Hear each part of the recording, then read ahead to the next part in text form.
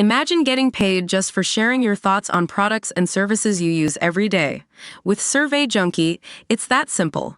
Click on the link in the video description to discover how you can start earning today by taking surveys. A woman was swallowed by quicksand while enjoying a walk with her husband along a popular beach in coastal Maine.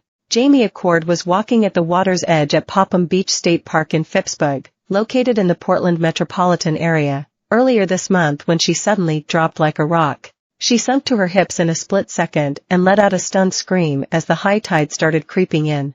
Accord told her husband Patrick, "I can't get out." But within seconds, Patrick came to her rescue, pulling her from the sand trap. The couple then watched as the hole filled back up with sand and disappeared. Jamie Accord was walking at the water's edge at Popham Beach State Park in Phippsburg with her husband Patrick earlier this month when she got caught in quicksand and suddenly dropped like a rock.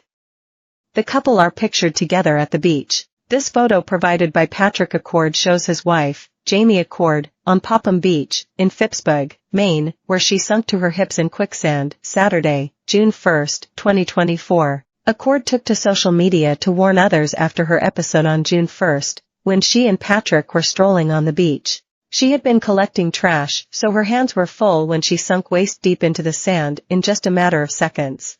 "I just dropped like a rock," Accord told WCSH-TV. Patrick said, "I was there, and then the next minute I wasn't." She shared how she couldn't feel the bottom or find my footing as the sand continued to pull her down. "I couldn't feel the ground with my feet. I couldn't push myself out," she recalled. Patrick managed to pull her to safety. Accord, with the exception of a few scratches, was not injured in the incident.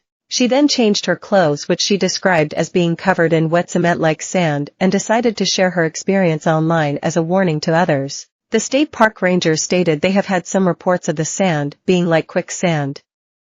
"I fell in up to my hips, that's 2.5 feet, she warned in her Facebook post. Patrick Accord said, "1 minute I was there, and the next I was not. I had to have him pull me out, I could not do it on my own. My feet are scratched up, as are my knees, probably from rocks or sticks in the hole. No sooner did Patrick pull me out did the hole disappear." Accord said the situation happened so quickly that she didn't have time to be scared, but she worries that it would be frightening for someone who was alone, especially a child who might be traumatized. "Had I been a small child, I would have disappeared into the hole. I'm not kidding, they would have been sucked in," she said, adding that a kid would be scared. She told People magazine that she and her family go to that beach all the time, but had never experienced quicksand before. "It was kind of one of those moments where I didn't know what to do," she said. "This is a new thing that's never happened before." Climate change played a role in the episode at Popham Beach State Park, Maine's busiest state park beach, officials with the State Department of Agriculture, Conservation and Forestry have said. Pictured is a file photo of beachgoers enjoying low tide at Popham Beach State Park. Quicksand, known as supersaturated sand, can be found worldwide, agriculture officials said.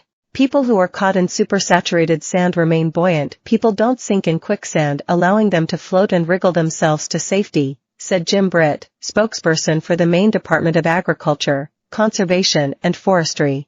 People hear the word quicksand, they think jungle movie.